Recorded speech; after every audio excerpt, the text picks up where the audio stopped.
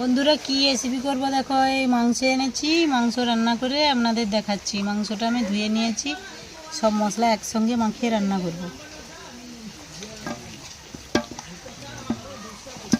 এখানে আদা রসুন লঙ্কা বাটা আছে, দিয়ে দেবো, কুচি দিয়ে দেবো, মন মতন হলুদ দিয়ে দেবো, স্বাদ মতো লবণ দিয়ে দেবো,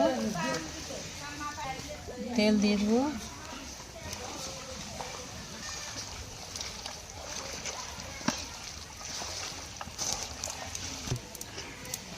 কড়া গরম হয়ে গেছে, কড়ার মধ্যে তেল দিয়ে দেবো,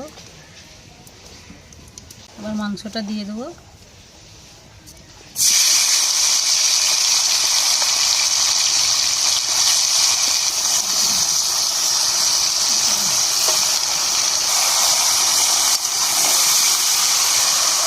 ঢাকা দিয়ে কষিয়ে নেব।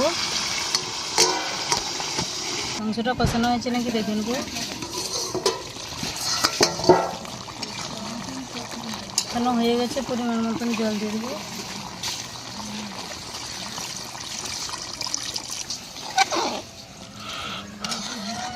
একটু ফুটিয়ে নেব।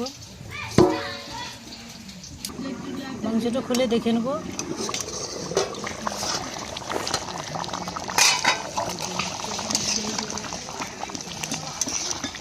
হয়ে গেছে, উপর দিয়ে গরম মশলার গুঁড়ো দিয়ে দেবো, নেব।